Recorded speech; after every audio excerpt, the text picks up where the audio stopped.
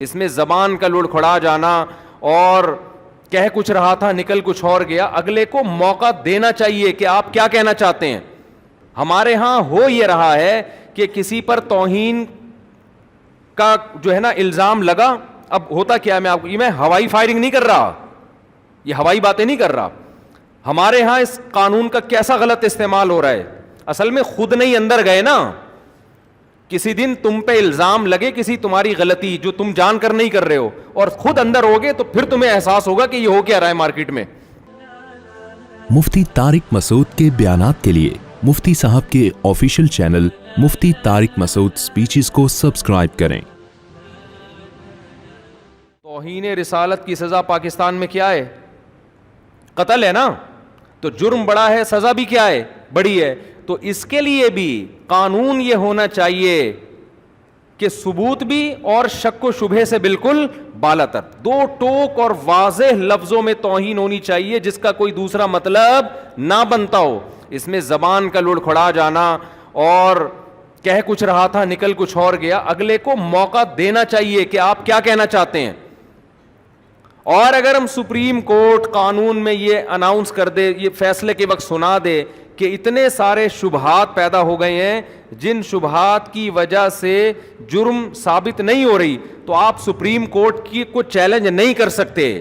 ہمارے ہاں ہو یہ رہا ہے کہ کسی پر توہین کا جو ہے نا الزام لگا. اب ہوتا کیا ہے, میں ہوائی فائرنگ نہیں کر رہا, یہ ہوائی باتیں نہیں کر رہا. ہمارے ہاں اس قانون کا کیسا غلط استعمال ہو رہا ہے. اصل میں خود نہیں اندر گئے نا, کسی دن تم پہ الزام لگے کسی تمہاری غلطی جو تم جان کر نہیں کر رہے ہو, اور خود اندر ہوگے تو پھر تمہیں احساس ہوگا کہ یہ ہو کیا رہا ہے مارکیٹ میں. ہمارے ہاں پتہ ہی کیا ہوتا ہے, کسی نے کوئی پوسٹر پھاڑ دیا, اس بیچارے کو نہیں پتا تھا کہ اس پہ نبی صلی اللہ علیہ وسلم کا نام لکھا ہوا ہے. اس کی دیوار خراب کر دیا, آپ نے پوسٹر لگا دیا, وہ پوسٹر پھاڑ دیا اس نے, وہ نیچے کہیں نالی میں گر گیا.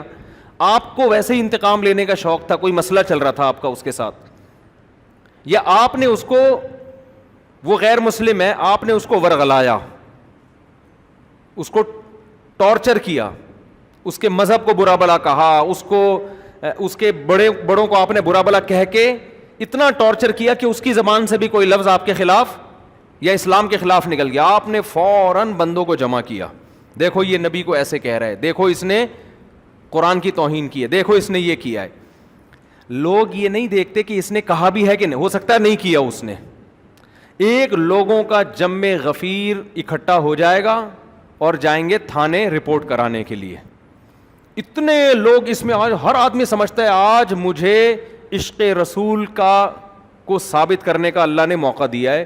چرسی بھی آپ کا ساتھ دیں گے, ہیروئنچی بھی آپ کے ساتھ ہوں گے, محلے کے بڑے بڑے گنڈے جن 20 بندوں کو قتل کر چکے تھے, آج تک کبھی انہوں نے کوئی سنت پوری نہیں کی ہوگی, لیکن ان کو بھی موقع ملے گا کہ آج ہمیں موقع ملا ہے ہم توہین رسالت کے مرتکب کو کیفر کردار تک پہنچائیں. وہ اس کی تحقیق نہیں کرتے کہ حقیقت میں ایسا ہوا بھی ہے کہ نہیں ہوا. پھر آپ پہنچ جائیں گے تھانے, ایس ایچ او صاحب کو پتا ہے اگر میں نے ایف آئی آر نہیں کاٹی پورا ہجوم میری بوٹیاں کووں کو کھلائے گا. سمجھ رہے ہو؟ نہیں آ رہی بات, میرا خیال ہے یہ قوم کا جذباتی پن ہے جو میں بتا رہا ہوں. نہیں سمجھ میں آ رہا نا تو کبھی آپ کے اوپر پڑے گی تو پتا چلے گا. پھر جناب ایف آئی آر بھی کٹے گی, تمہارا باپ بھی کاٹے گا ایف آئی آر. تو پھر جب عدالت میں مقدمہ چلے گا, جج کو پتا ہے اگر میں نے جیل نہیں کیا تو قوم مجھے, میری بوٹیاں کس کو کھلائے گی؟ کووں کو کھلائے گی. سمجھتے ہو؟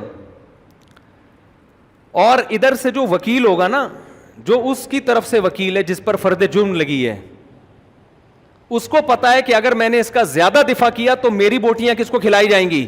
کووں کو. بتاؤ ایسے موقع پہ انصاف ملے گا کسی کو؟ نہیں, یہی بات سمجھ میں. پھر جب وہ کیس اس کے اوپر چلے گا, ہر جج پہنائے گا کہ یار یہ آگے کسی کو, پھر کیس چلتا ہے لمبا. پھر لوگ کہتے ہیں ہم تو پہلے ہی کہتے تھے حکومت قادیانیوں سے ملی ہوئی ہے, سیدھا سیدھا لٹکا کیوں نہیں رہی اس کو مجرم کو؟ ہم تو پہلے ہی کہتے تھے یہ حکومت یہودیوں کی ایجنٹ ہے. پھر اگر اوپر جا جا کے کسی جج نے اس کو, اتنے میں کیا ہوتا ہے کہ نیچے جو اس کے جس پہ فرد جرم عائد ہوئی ہے نا, اس کے رابطے ہو جاتے ہیں فرانس سے, امریکہ سے, لندن سے, کہ بھائی دیکھو میں اپنے ملک میں محفوظ نہیں ہوں. ان کا قانون ہے کہ اگر آپ اپنے ملک میں واقعی محفوظ نہیں ہیں, آپ ثابت کر دیں, آپ اسائلم داخل کریں, وہ آپ کو نیشنلٹی دے دیں گے. میں ہانگ کانگ ہو کر آیا ہوں, سینکڑوں نہیں ہزاروں پاکستانی ہیں جنہوں نے یہ کہا کہ ہم پہ حملہ ہوا, جھوٹے حملے کروا کے کیس داخل کر کے ہانگ کانگ کی نیشنلٹی لے لی. پڑے ہوئے وہاں پڑے ہزاروں ہیں, نیشنلٹی نہیں بھی ملتی تو وہ اسٹے کی اجازت دے دیتے ہیں آپ. تو اس بیس پر بھی پھر لوگ کہتے ہیں ہم تو پہلے ہی کہہ رہے تھے کہ غیر ملکی طاقتیں اس کے ساتھ ملی ہوئی ہیں, اور حکومت بھی غیر ملکی طاقتوں کے ساتھ ملی ہوئی ہے. یہ تو ہیں ہی سارے وہاں کے ایجنٹ. پھر اگر سپریم کورٹ بری کر دے اور قانون میں لکھ دے کہ جی اتنے پوائنٹ ہیں, اتنے شبہات ہیں جس کی وجہ سے ہم یقینی طور پہ نہیں کہہ سکتے کہ اس نے توہین کا ارتکاب کیا ہے, تو سپریم کورٹ کو گالیاں, وہ معین اختر کے ماموں جیسے گالیاں دیتے تھے نا. پروگرام دیکھیں آپ لوگ آج میرے مشورے پر, معین اختر اور انور مقصود کا پروگرام ہے, جس میں انور مقصود معین اختر سے پوچھ رہے ہیں آپ کے ماموں کیا کرتے ہیں. اس نے کہا گالیاں دیتے ہیں, نلکے میں پانی نہیں آتا, نلکے کو گالیاں. سمجھ رہے ہو, اتنی بجلی ہے نہیں, بل پورا آتا ہے, کس کو گالیاں, کہ ای ایس سی والوں کو گالیاں. مالک مکان کوئی سہولت دیتا نہیں, کرایہ لینے آ جاتا ہے, مالک مکان کو گالیاں.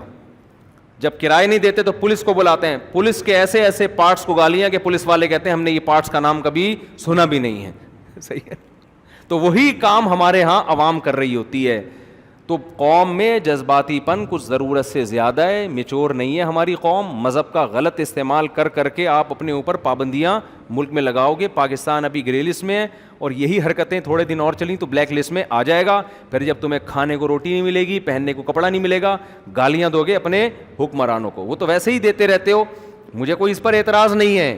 ٹھیک ہے, کچھ گالیاں تو صحیح بنتی ہیں, کچھ غلط بنتی ہیں. صحیح اور غلط میں فرق کیا کرو, سوچ سمجھ کے گالی دیا کرو کہ یہ والی گالی یہاں فٹ ہو بھی رہی ہے کہ نہیں ہو رہی ہے. بنتی ہے تو آپ دو بھائی, ثواب ملے گا آپ کو, نہیں بنتی تو نہیں دو.